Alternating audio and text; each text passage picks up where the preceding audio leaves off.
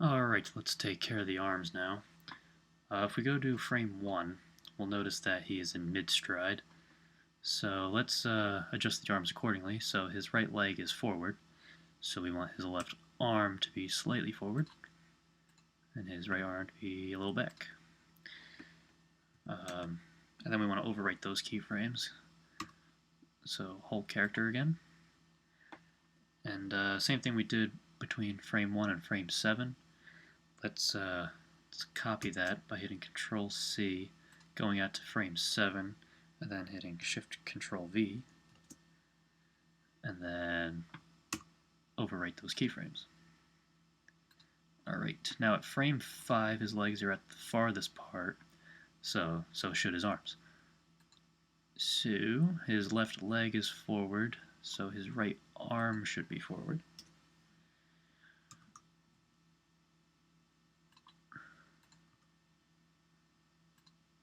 Alright, overwrite those keyframes.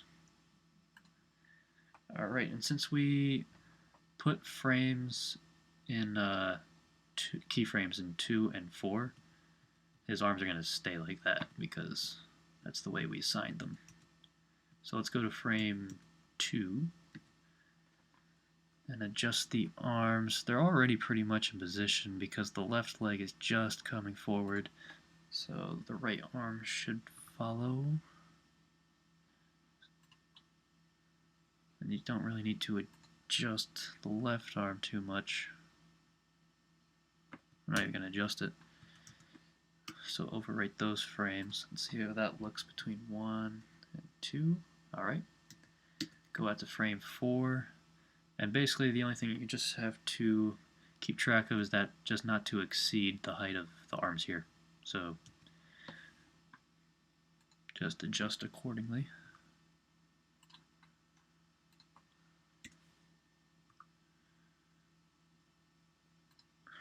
Alright, overwrite those frames. Now let's take a look.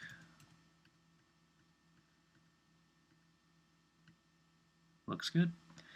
Okay, so now we just have to complete the cycle because we just have the left leg coming forward, over and down, and now we just have to bring it back around and up. So to do that, just do the same thing as we did between frame 1 and 7. We're going to copy frames 2, 4, and 5, but we're going to reverse them, and then it'll repeat. So, make sure everything's copied in frame 2, Control C, go out to frame 8, Shift Control V, and add in a keyframe. Frame 4, Control C, go out to frame 10, Shift Control V, keyframe, and frame 5, Control C,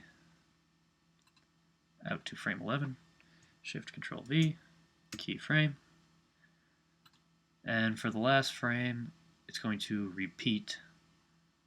So once it gets to the end, it's going to repeat back to frame 1. So I guess we can copy it. So we'll copy here and go to frame 12 and just paste it. You don't have to Shift Control V, add in a keyframe, and then when it plays through, I forget if it'll stutter for a second because it'll be 2 extra frames that are the same, but let's see. So it ends on frame 12. This is going to happen really fast, so let's scale this up by hitting S and then 1.5.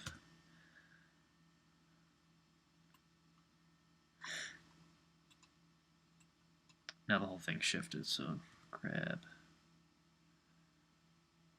Make sure it starts on frame 1. And then, so that ends at frame 17. So let's go to frame 18. Now let's see how this looks. Alright, so it is stuttering, but I think that's because we should be on frame 17 maybe? Let's try 16. It's slightly better. Okay, so there is our run animation. basically, from here, we would create more animations since we enabled this. Now we can go here, click on this. You can hit the plus sign here to add in a new animation. Let's get out of there. Hit the plus sign here, and then you can add, like, a walk. And then just make sure the F is selected. And then you can toggle between the run and the walk. So I'll show you some of the animations that I've created in the next video. But for now, that's pretty much the fundamentals.